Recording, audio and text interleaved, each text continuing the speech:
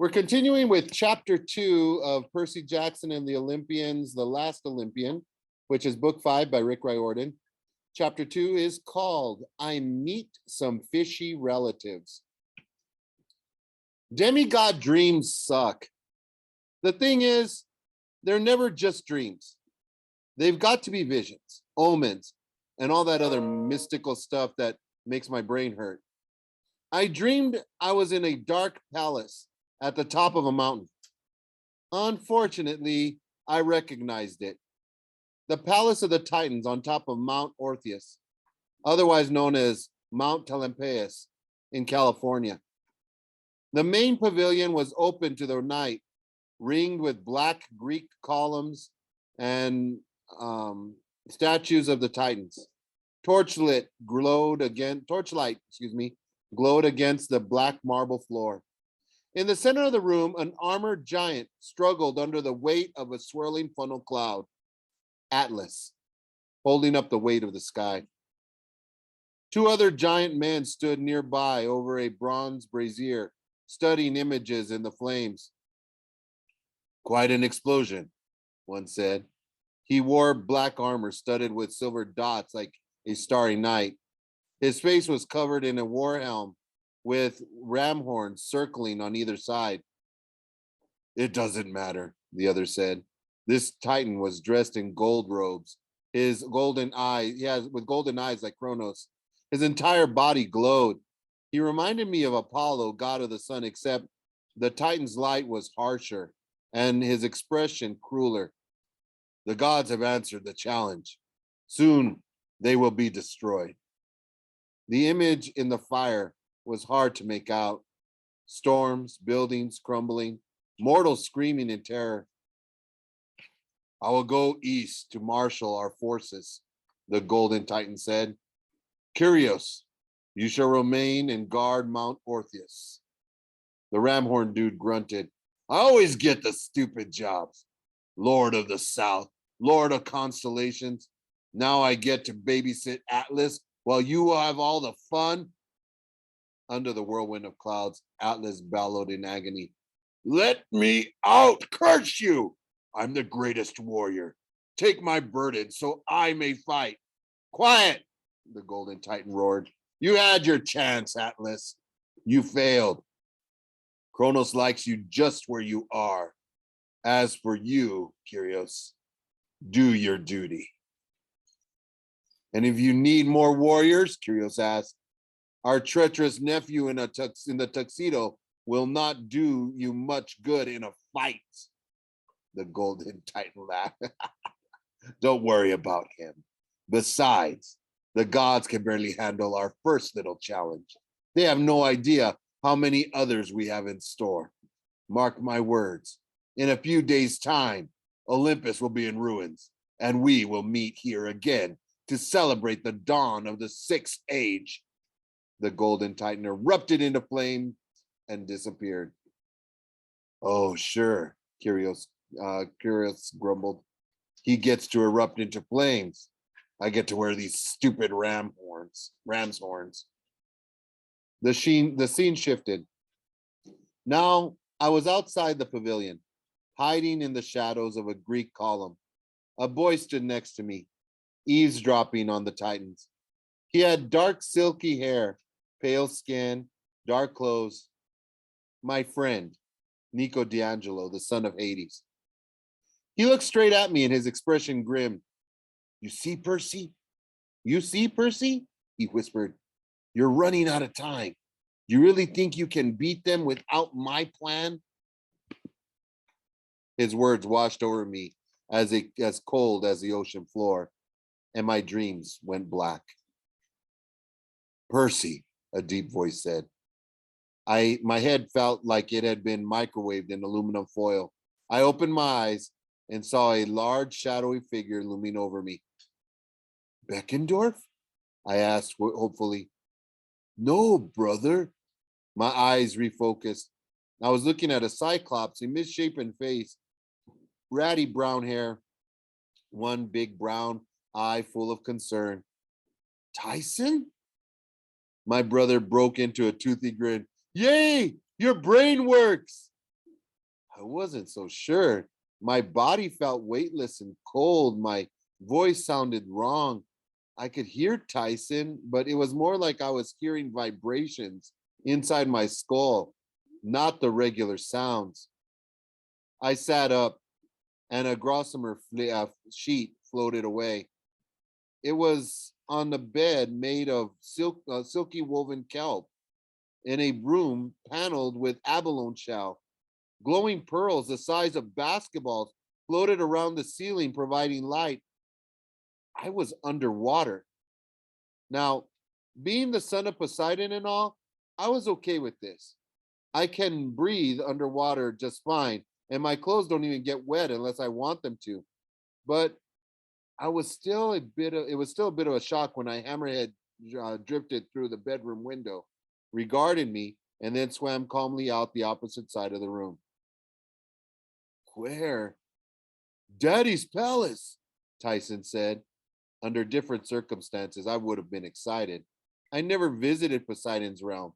I'd never, I'd been dreaming about it for years, but my head hurt. My shirt was still speckled with burn marks from the explosion.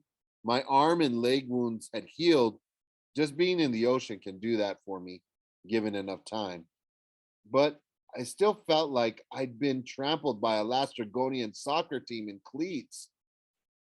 How long?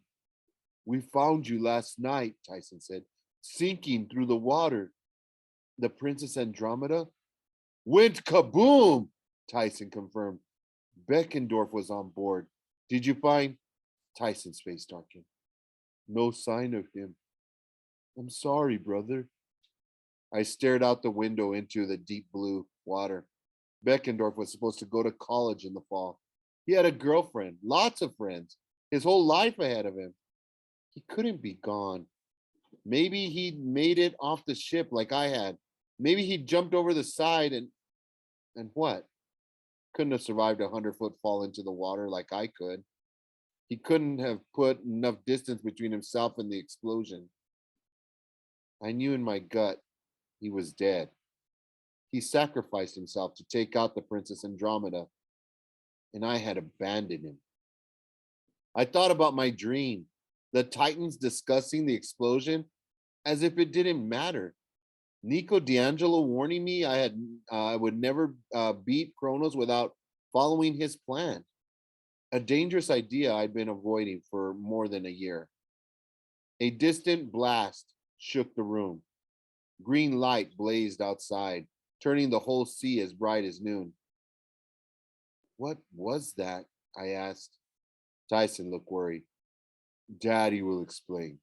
Come, he's blowing up monsters.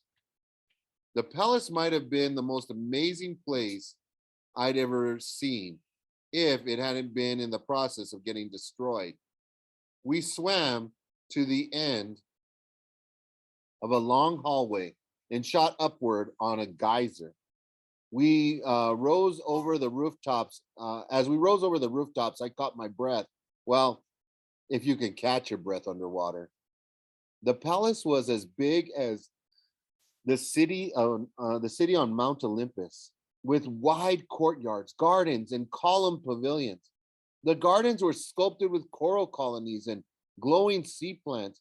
20 or 30 buildings were made of abalone, white but gleaming with rainbow colors. Fish and octopi darted in and out of the windows. The paths were lined with glowing pearls like Christmas lights. The main courtyard was filled with warriors, mermen with fish tails from the waist down, and human bodies from the waist up, except their skin was blue, which I'd never known before. Some were tending the wounded, some were sharpening spears and swords. One passed us swimming in a hurry. His eyes were bright green, like the stuff they put in glow sticks, and his teeth were shark teeth. They don't show you stuff like that in The Little Mermaid. Outside the main courtyard stood a large fortifications, towers, walls, anti-siege weapons. Most of these had been smashed to ruins. Others were blazing with strange green light that I knew well, Greek fire, which can burn even underwater. Beyond this, the seafloor stretched into gloom. I could see battles raging, flashes of energy, explosions, the glint of enemies clashing. A regular human would have found it too dark to see. Heck, a regular human could have would have been crushed by the pressure and frozen by the cold. Even my heat sensitive eyes couldn't make out exactly what was going on. At the edge of the palace complex, a temple with red coral roof exploded, sending fire and debris streaming into slow motion across the farthest gardens. Out of the darkness above, an enormous form appeared, a squid, larger than any skyscraper. It was surrounded by a glittering cloud of dust. At least I thought it was dust until I realized it was a swarm of mermen trying to attack the monster. The squid descended on the palace, swatted its tentacles, smashing whole columns of warriors. Then a brilliant blue arc shot from the rooftop of one of the tallest buildings. The light hit the giant squid, and the monster dissolved like food coloring in water. Daddy, Tyson said, pointing to where the light had come from. He did that? I suddenly felt more hopeful. My dad had unbelievable powers. He was the god of the sea. He could deal with this attack, right? Maybe he let me help. Have you been in the fight? I asked Tyson in awe, like bashing heads with your awesome cyclops strength and stuff. Tyson pouted, and immediately I knew I had asked a bad question. I have been fixing weapons, he mumbled. Come, let's go find Daddy. I know this might sound weird to people with like regular parents, but I'd only seen my dad 4 or 5 times in my life, and never for more than a few minutes. The Greek gods don't exactly show up for their kids' baseball game or basketball games. Still, I thought I would recognize Poseidon on sight. I was wrong. The roof of the temple was a big open deck that had been set up as a command center. A mosaic on the floor showed an exact map of the palace grounds and the surrounding ocean. But the mosaic moved. Colored stone tiles representing different armies and sea monsters shifted around as the forces changed position. Buildings that collapsed in real life also collapsed in the picture. Standing around the mosaic, grimly studying the battle, was a strange assortment of warriors, but none of them looked like my dad. I was searching for a big guy with a good tan and a black beard, wearing Bermuda shorts and a Hawaiian shirt. There was nobody like that. One guy was a merman with two fish tails instead of one. His skin was green, his armor studded with pearls. His black hair was tied in a ponytail, and he looked young, though it's hard to tell with non-humans. They could be thousands of years old or three. Standing next to him was an old man with flowing white beard and gray hair. His battle armor seemed to weigh him down. He had green eyes and smile wrinkles around his eyes, but he wasn't smiling now. He was studying the map and leaning on a large metal staff. To his right stood a beautiful woman in green armor with long black hair and strange little horns like crab claws. And there was a dolphin, just a regular dolphin, but it was staring at the map intently. Dolphin, the old man said, send Palemon and his legion of sharks to the western front. We have to neutralize those leviathans. The dolphin spoke in a chattering voice, but I could understand it in my mind. Yes, Lord. It sped away. I looked in dismay at Tyson, then back at the old man. It didn't seem possible, but Dad? I asked. The old man looked up and I recognized the twinkle in his eyes, but his face, he looked like he'd aged 40 years. Hello, Percy. What what happened to you? Tyson nudged me. He was shaking his head so hard, I was afraid it would fall off. But Poseidon didn't look offended. It's all right, Tyson, he said. Percy, excuse my appearance. The war has been hard on me. But you're immortal, I said quietly. You can look any way you want. I reflect the state of my realm, he said. And right now, the state of it's quite grim. Percy, I should introduce you. I'm afraid you just missed my Lieutenant Dolphin, god of the dolphins. This is my wife, Amphorit. Amphorite.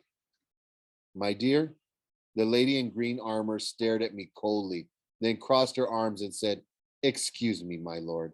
I am needed in the battle. And then she swam away. I felt pretty awkward, but I guess I couldn't blame her. I never thought about it much, but my dad had an immortal wife. All his romances with mortals, including with my mom, well, Amphorit probably didn't like that much. Poseidon cleared his throat. Yes, well, this is my son, Triton. Um, my other son. Your son and heir, the green dude corrected. His double fishtail swished back and forth. He smiled at me, but there was no friendliness in his eyes. Hello, Perseus Jackson. Come to help at last? He acted like I was late or lazy. If you can blush underwater, I probably did. Tell me what to do, I said. Triton smiled like that was a cute suggestion. Like I was a slightly amusing dog that had barked for him or something. He turned to Poseidon. I'll see to the front line, father. Don't worry. I will not fail. He nodded politely to Tyson. How come I didn't get that much respect? Then he shot off into the water. Poseidon sighed. He raised his staff and changed into his regular weapon. Changed into a regular weapon. A huge three-pointed trident. Tips glowed with blue light. And sorry, with blue light. And the water around it boiled with energy. I'm sorry to hear about that, he told me. A huge sea serpent from above us had spiraled down toward the roof, but it was bright orange with a fanged mouth big enough to swallow a gymnasium.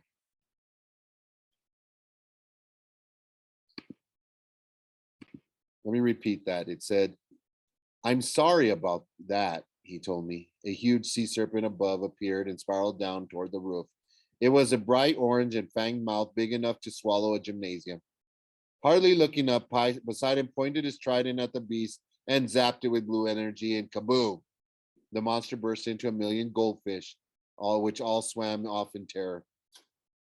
My family is anxious, Poseidon continued, as if nothing had happened. The battle against Oceanus is going poorly. He pointed to the edge of the mosaic. With the butt of his trident, he tapped the image of a merman larger than the rest, with the horns of a bull. He appeared to be riding a chariot pulled by a crawfish, and instead of a sword, he wielded a live serpent.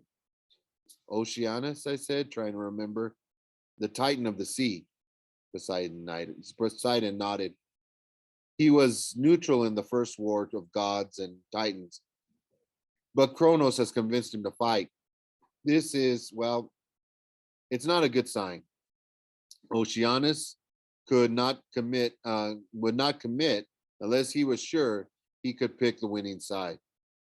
He looks stupid, I said, trying to sound upbeat. I mean, who fights with a snake? Daddy will tie it in knots, Tyson said firmly. Poseidon smiled, but he looked weary. I appreciate your faith. We have been at war almost a year now. My powers are taxed, and still he finds new forces to throw at me. Sea monsters so ancient, I had forgotten about them. I heard an explosion in the distance. About half a mile away, a mountain of coral disintegrated under the weight of two giant creatures. I could dimly make out their shapes. One was a lobster. The other was a giant humanoid like a cyclops, but he was surrounded by furry limbs. At first, I thought he was wearing a bunch of giant octopi. Then I realized they were his own arms, 100 failing fighting arms.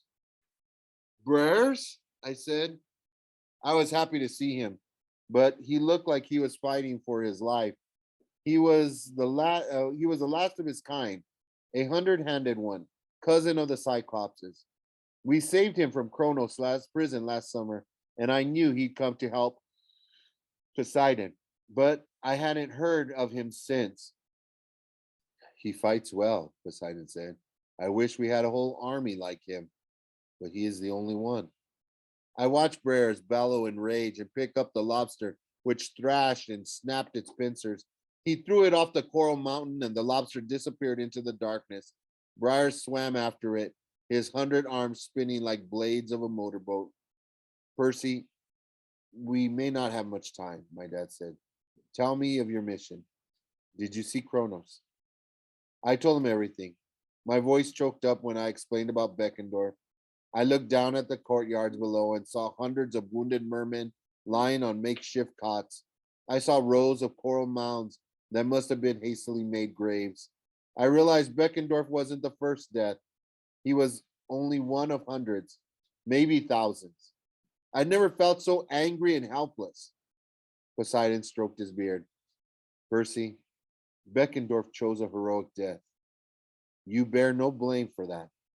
Kronos' army will be in disarray. Many were destroyed. But we didn't kill him, did we? As I said it, I knew it was a naive hope. We might blow up his ship and disintegrate his monsters, but a Titan Lord wouldn't be so easy to kill. No, Poseidon admitted. But you brought our side some time. There were demigods on that ship, I said, thinking of the kid I'd seen in the stairwell. Somehow I'd allowed myself to concentrate on the monsters in Kronos. I'd convinced myself that destroying their ship was all right because they were evil. They were sailing to attack my city, and besides, they couldn't be permanently killed. Monsters just vaporized and reformed eventually, but demigods? Poseidon put his hand on my shoulder. Percy, there were only a few demigod warriors aboard that ship, and they all chose to battle for Kronos. Besides, some heeded your warning and escaped. If they did not, they chose their path. They were brainwashed, I said. Now they're dead and Kronos is still alive. That's supposed to make me feel better? I glanced at the mosaic, little tile explosions destroying tile monsters. It seemed so easy when it was just a picture. Tyson put his arm around me. If anybody else had tried that, I would have pushed him away. But Tyson was too big and stubborn. He hugged me whether I wanted it or not. It's not your fault, brother. Kronos does not explode good. Next time, we will use a big stick. Percy, my father said, Beckendorf's sacrifice wasn't in vain. You have scattered the invasion force. New York will be safe for a time, which frees the other Olympians to deal with a bigger threat. The bigger threat? I thought about what the Golden Titan had said in my dream. The gods have answered the challenge. Soon they will be destroyed. A shadow passed over my father's face. You had enough sorrow for one day. Ask Chiron when you return to camp. Return to camp? But you're in trouble here. I want to help. You can't, Percy. Your job is elsewhere. I couldn't believe I was hearing this. I looked at Tyson for backup. My brother chewed his lip. Daddy, Percy can fight with a sword. He is good. I know that, Poseidon said gently. Dad, I can help. I said, I know I can. You're not going to hold out here much longer. A fireball lurched into the sky from behind the enemy lines.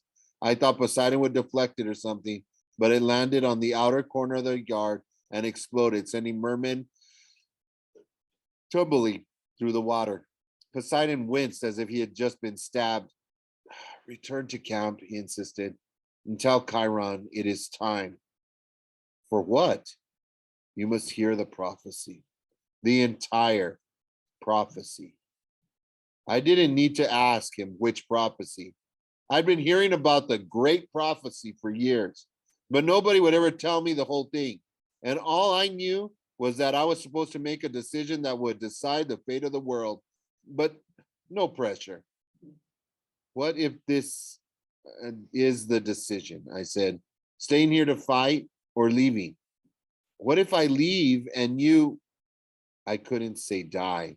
Gods weren't supposed to die, but I'd seen it happen.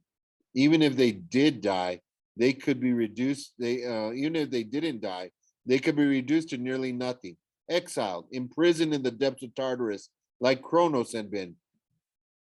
Percy, you must go, Poseidon insisted.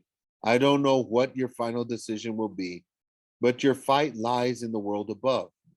If nothing else, you must warn your friends at camp. Kronos knew your plans. You have a spy. We will hold here. We have no choice. Tyson gripped my hand desperately. I will miss you, brother. Watching us, our father seemed to age another 10 years. Tyson, you have work to do as well, my son. They need you in the armory. Tyson pouted some more. I will go, he sniffled. He hugged me so hard he almost cracked my ribs. Percy, be careful. Do not let monsters kill you dead. I tried to nod confidently, but it was too much for the big guy. He sobbed and swam away toward the armory, where his cousins were fixing spears and swords. You should let him fight, I told my father. He hates being stuck in the armory. Can't you tell? Poseidon shook his head. It's bad enough I must send you into danger. Tyson is too young. I must protect him. You should trust him, I said, not try to protect him. Poseidon's eyes flared. I thought I'd gone too far, but then he looked down at the mosaic and his shoulders sagged. On the tiles, the mermaid guy in the crawfish chariot was coming closer to the palace. Oceanus approaches, my father said. I must meet him in battle. I'd never been scared for a god before, but I did see how my dad could face this titan and win. I will hold, Poseidon promised. I will not give up my domain. Just tell me, Percy, do you still have my birthday gift I gave you last summer? I nodded and pulled out my camp necklace. It had a bead for every summer I'd been at Camp Half-Blood. But since our last year, I'd kept a sand dollar on the cord. My father had given it to me for my 15th birthday. He told me I would know when to spend it, but so far I hadn't figured out what he meant. All I knew was that it didn't fit the vending machines in the school cafeteria. The time is coming, he promised. With luck, I will see you for your birthday next week, and we will have a proper celebration. He smiled, and for a moment I saw the old light in his eyes. Then the entire sea grew dark in front of us, like an inky storm was rolling in. Thunder crackled, and which should have been impossible underwater. A huge icy presence was approaching. I sensed a wave of fear roll through the armies below us. I must assume my godly form, Poseidon said. Go, and good luck, my son. I wanted to encourage him, to hug him or something, but I knew better than to stick around. When a god assumes his true form, the power is so great that any mortal looking at him will disintegrate. Goodbye, Father, I managed, and I turned away. I willed the ocean currents to aid me.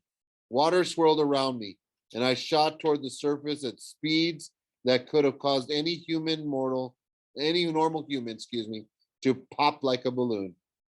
Then I looked back. When I looked back, all I could see were flashes of green and blue as my father fought the Titan, and the sea itself was torn apart by the two armies.